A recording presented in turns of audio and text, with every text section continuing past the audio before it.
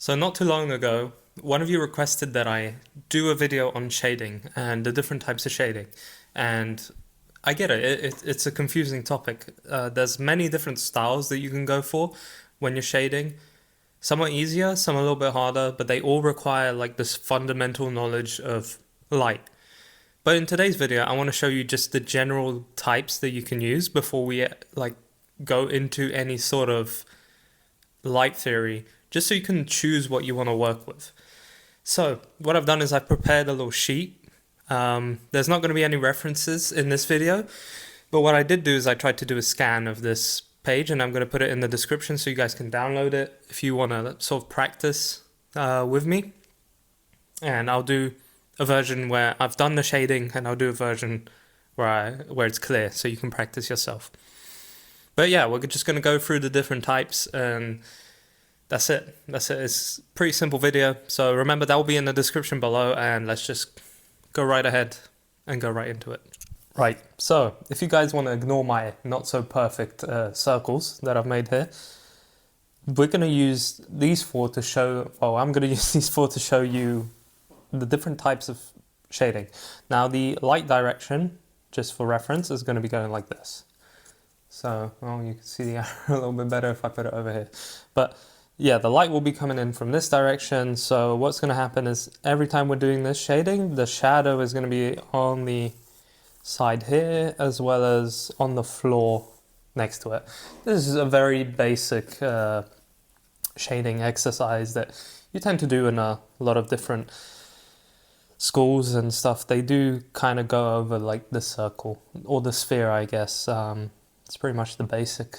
Yeah, but let's get started straight away. Now with cross-hatching, you see this often in comic books and just a very graphic style with inking, usually. It's very popular there. Now what we're going to use for this is actually something we've practiced before, which was the line weight, if you guys will remember that.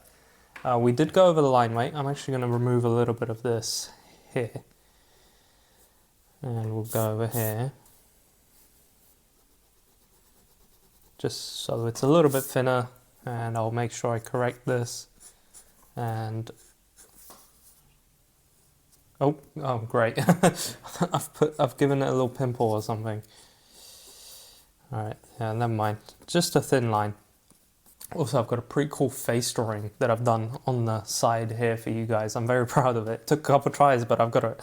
So be looking forward to that. Now, what we're going to do is with cross-hatching, what you want to do is fill the shape with the lines to create it into like a 3D shape. So instead of just going this way with the lines, we're going to start going around it. Imagine if this sphere had like these sort of contour lines. We're going to use that as a way to shade. So, starting off with the line weight, because this is going to be a darker line, or the line of the shadow, I'm going to go ahead and fill it in and make it a little bit thicker than the other side. This is that practice that I talked about earlier with the line weights. If you haven't seen that video, I do recommend you check it out. It is pretty useful, and it will definitely come in handy here. I'm actually going to get a piece of paper. Give me a second.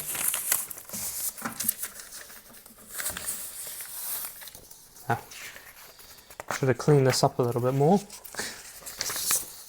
Alright, a blank piece of paper, just so I do not smudge the rest of this stuff. Alright, so what we're going to do is we're going to start cross-hatching outwards. And we're going to do these lines going out like this. And then we'll start going in the other direction here.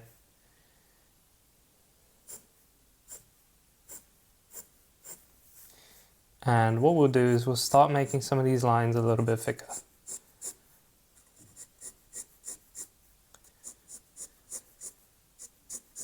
And the general practice with cross-hatching is that the closer you do them together, the more shading you're doing, the darker the area, right?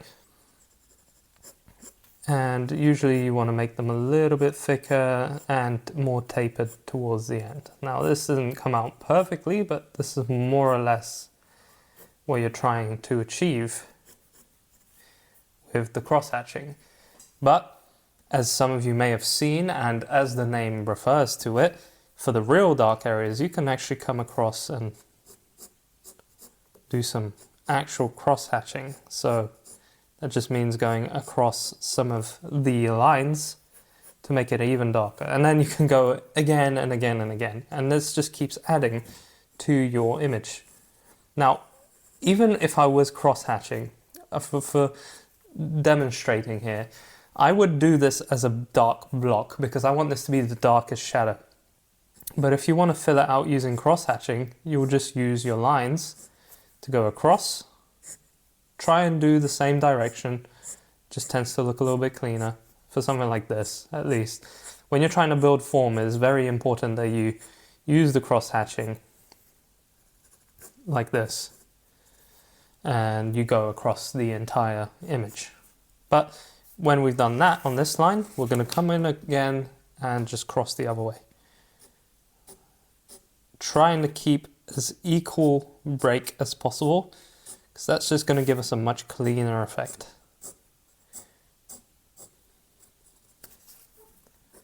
And more or less we have like a cross-hatched shadow here. Now I'm going to do half of this to be full, just so you can see the difference, because even if I was cross-hatching in like a comic book, I would fill this in as a whole shadow. But we're not doing that here. Another thing we can do with these lines is start to break them apart at the end. This just shows us that there's more of a transition of the shadow coming into light. I will actually leave a link in the description because I'm not the best at cross-hatching. I've never been great at it. I haven't used it too much. But there's an artist on YouTube called David Finch who is an amazing artist, and he does a really good tutorial of this. So if you're really interested in cross-hatching, I will link that at some point of the video and you'll be able to see it. I think he will do a much better job of explaining this than I will. But more or less, this is kind of cross-hatching. And of course, you wouldn't actually have these contour lines in your drawing, but you would be trying to create those contour lines using the cross-hatching. So that's about it for that. Cell shading. Now, cell shading is a very, very simple one. It's actually one of my favorites. Just going to grab a different pencil here. And for cell shading, this is the most basic you can get. This is what you typically see in things like anime or animations in general. They will use a form of cell shading because it's just a defined shadow on this side here and here, just like before. But it's just shaded in a darker color. Now, with shadows, they tend to be on the cooler side. That doesn't mean you can't have warm shadows, but shadows tend to be on a cooler side, and thus, typically if we were doing a colored piece, to create some contrast within it, we'd want this to be warmer and this to be cooler, because a shadow will be cooler in that situation. Creating that contrast will just make the light pop a lot more. But there isn't too much to explain with cell shading because that's all it really is. This is it. Like, I've just covered cell shading for you. It is the simplest form of shading, yet still complicated because you do need that light theory behind it. So, this is pretty much what we have. You can go a little bit more advanced with cell shading, but this is the gist of it. If you want a darker shadow in cell shading, you would go in and draw off another boundary, almost like, think about it, if you've ever worked in Adobe Illustrator or any vector software, think of it like that. It's almost like you're creating these shapes to become darker and lighter, and then that is what's creating these shadows. And I guess the more you have, the more detailed the drawing becomes. But in my opinion, if you want a nice stylized drawing, it's best to just keep it to one. And then again, you can go in with another one and do it extra light, like super light. I don't even know if I'm going to be able to go that light here, but it's almost these layers. That's what it is. starting to look like a rainbow here. But these will be full block colors, and for that I have a tool here that I can show you, which I'm going to use in the realistic one. But basically, if you kind of come in here, if you imagine this was like a colored piece, this will now be fully the same color, and it will be a very distinct line between the two. And like I said, it's often used in things like animation and anime, and it's a very clear border between this, and then I guess you could do another one here if you wanted, but I won't go into that. But yeah, you see that variation in the gradients. Now, on the third one, I'm just going to move this down a little bit so you guys can see it a little bit closely. Realistic. Now for realistic, I suggest you use something like a bigger lead or a traditional pencil or like a 2mm lead, because this is where you kind of get into the typical shading that you will probably taught at school. So I'm going to just use this as a guideline. But what I'm going to do is I'm going to just come in here with a very soft lead. I believe this is like a 4B or even a 6B lead. I think this does go kind of crazy. I'm not sure where I've put it. Hold on.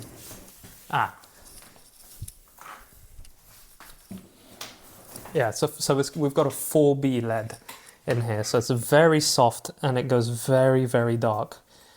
Now what we're going to do is we're going to just use this to create variation and create a gradient going from the bottom point here all the way to the lightest point. So this is your typical sphere practice. I believe pretty much everyone gets taught this in art school or in art lessons at school. It's probably the first thing you start doing. And then we have shadow here, which is going to be ultimately very dark. And here we have to very much think about things like ambient occlusion, which is the shadows created by, let's say, two things meeting together here. It's not from a specific light source, it's just the fact that two things that are close to each other. So inside there's a shadow being created. So that's the basic explanation for ambient occlusion. But I don't actually partake in much realistic shading either, but this is something that we're going to practice in the fundamentals, because I believe it's quite important to go realistic before you go cartoon stylized, just so you really know the theory behind everything. But it's going to be a gradation, and for this we're going to use our beautiful tool that we have here, the smudging stick. Now I do not recommend you use your finger, because your finger has oils on it and it will make it look like really shiny, and that's not usually an effect you want to go for with these drawings. So instead find yourself like a cotton bud or like a little wool makeup thing, whatever you call them, little cotton pads. If you find those, you can do the exact same thing I'm doing here. This is just a little bit more convenient to use, and you don't have to change it over as many times. But I found that a cotton bud will do just the same, pretty much. You'll just have to use a couple of them as you go. And really, all we're doing with this, I know this isn't a great example right now, but we're building in the layers, making sure we have the darkest point, creating the value that we need. Haven't been using that keyword enough in this tutorial. Values, they're a very important thing, especially when it comes to painting later on. They help us create contrast in these pieces. And the thing with realistic is it probably takes the most time, but it's a very specific thing. Like, most people will only tend to shade realistically if they're doing like hyper realistic drawings, which I don't do that, so I haven't really taken too much time to practice a technique like this. But what we can do with whilst doing this is also start to incorporate some pencil, because lead pencil, sorry, frickin' some rubbers. Start implementing your rubber. Brain fart there. So when we start incorporating something like this, that's really when this is going to start to shine. With more realistic situations, there's going to be a bit of a bounce light going on at the back here, because that's going to be reflecting off the bottom. But I may have gone too much into here already, so I'm not going to be able to get the full result I want. But that's alright. We've got some of it going on here, more or less. But you get the gist. The realistic is probably the hardest out of all of these and takes the most time. But it's a very specific thing, and if you're doing that type of drawing, then I do recommend that you go ahead and learn the theory more and you learn how to do this shading. But if you're doing more cartoon things, then you can get away with just doing the others. Now, stipple is the one I've used the least in my life. Let me just move this over. Stippling is kind of sucks. I don't know. I don't like stippling. It's a very, very, very, very stylized thing to do, and not everyone does stippling. There are some great stippling artists out there, but not really my cup of tea. But what it really is you just go in here and you create dots, and the more dots you have in one area, the more shadow that's being created. Now, I kind of recommend you do this stuff with fine liners. I don't know if it's great for pencils. I'm actually going to use some weird feature on this pencil which allows the lead to go soft. Yeah, that's a little bit better. It's a very tedious way of shading, and it requires a lot of time, and I'm doing it very, very quickly, and I shouldn't be, but you'd usually control this a lot more rather than having it so random. As you can see, this looks terrible with me doing it because I've never really done it. It was just never the way I wanted to go with my shading. Took way too long. And I don't really like the look it creates. Like, I much prefer the other three that we were doing a second ago. But I'm not going to complete this whole thing because it's going to take me a long time. Actually, yeah, I am going to do that, but I'm going to cut the video here and then return to it right when I'm done with it. You know what, guys, I give up. No, it's not my favorite. I just wanted you to kind of get the gist of what it is and decide whether this is for you or not. I don't want to be biased here, but I think stippling sucks. I do not have a use for it in my sort of artistic journey, unless it is to like create a beard on someone. Then yeah, you can use stippling if you want, but I'm much more of a stylized guy, and this isn't really what I would go for. So that's the gist of stippling. You do all of it, all the way to here, all the way to here, and the less you do, so over here you'd start to go much, much less, so almost start looking like an orange. And I guess that's kind of the thing that I don't like with stippling, is because most of it just kind of starts looking like pores, which you don't really need in some of the drawings that we do. But that is the roundup of all of these. Now let me get those ready for you so you can have a look at them before we go on to drawing the face, which I've done for you guys here. Look at that, it looks pretty awesome. I'm very happy with it, if you guys can tell. Just adjust this real quick. Right. Everything's moving. So here are the four horsemen, if that's the thing. We have the cross-hatching, cell shading, which is, I guess you can't really see it very greatly here now, but you did get the gist of it when we were looking at it. It's just separating these things with a line, basically. It's a very graphic style way of doing shading. It's just these layers. Realistic, which is one that most of you probably have done at some point in your life. Actually, if I was doing this again, I'd make this bit a lot lighter. And then there's the one I hate, stippling. Yeah, no, not a fan of this one. But these are the four that you would go for. Now, what I'm going to do here is I'm going to use cell/cross-hatching to Actually, no, I'm just going to do cell shading on this character. I was very, very happy with the way this turned out. I didn't use any references, which I know I always tell you guys to use references, but I just wanted this to be all mine in the video. But hold on, I didn't finish her here, did I? Let me do that a little bit. All right, that's all right, cool. So what we're going to do is I'm going to go ahead and show you guys how I would go about shading in this picture right over here. Now the light source is going to be going directly from above, which I'm going to label here so you guys can see.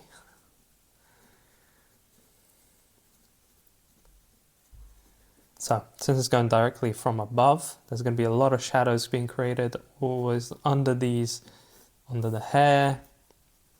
It's a very easy, well, it's one of the easier shadow things to do. You have the eyes that are darker here, so I have to go ahead and fill this out. The bottom of the nose is going to be dark. So the thing with cell shading is we're just going in here and we're filling out the places where we're going to see the shadows. Literally, that's all we're doing. There we go. Pretty simple enough. So I've just highlighted everything. Since the forehead is actually above and the nose goes inwards, there's going to be a shadow created here. Just like that. More or less, I think we're doing a alright job of highlighting where this goes. And what I like about cell shading is you get to pre-plan where all of it goes. So now I'm just going to go ahead and start filling in this with a light shading using my mechanical pencil here. I do very much recommend using like a 2mm lead for shading, but I've always been a fan of mechanical pencils. They're just something that I enjoy using the most, and thus I continue to use it. And let's go in here, make this a little bit darker. Making sure that we also color in the eyes, because that's a mistake I used to make, and do not make the same mistake because it makes your art look terrible. Do fill in the eyes, people.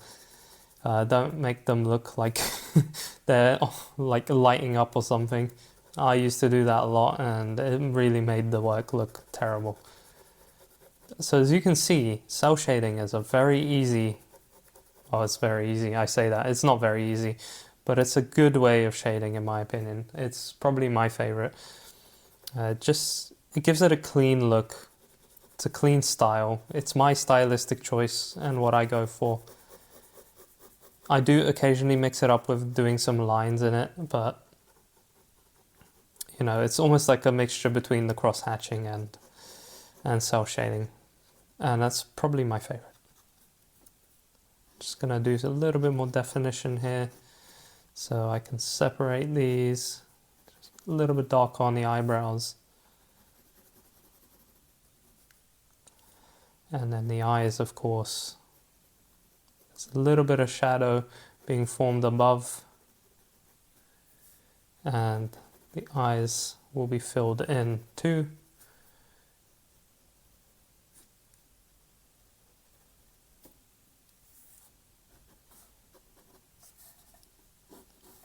And then the further away we go from the top, trying to keep like a 3D image going here, then the more shadow we're going to be incorporating into these.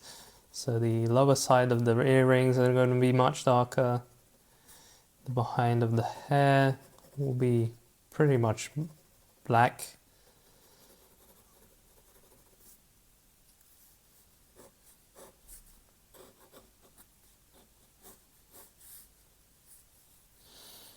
And I guess you'll get some shadows going on over here as well from possibly the head or something. Cool. Now just a little bit over here too, because light will probably not be able to fully wrap around her hair. remembering to keep this as much in a 3D space as we can. It's just going to make our drawing look as great as we can make it. And yeah, that's, well, pretty much got there, to be honest. I'm just going to make some things a little bit darker just so we can see them a little bit better.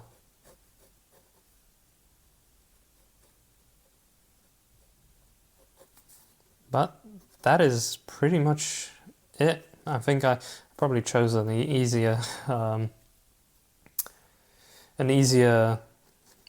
one to do, but I just wanted to choose the one that I naturally go with whenever I'm drawing.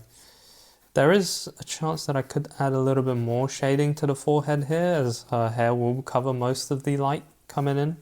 So I'm just going to go ahead and do that.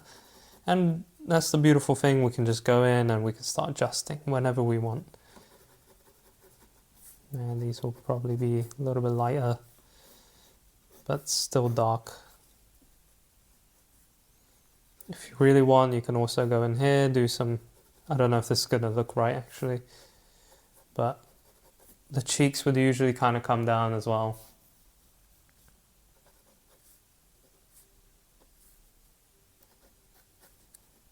And I think that's awesome. That turned out great. This is one of my favorite drawings I've done in a while. Just over here, if we want to include some ambient occlusion, we can add a little bit of stuff going on here, and then just a little bit more shading. So that about does it for my shading process here. Now, another little thing we can add if you want is what I talked about with the line weight.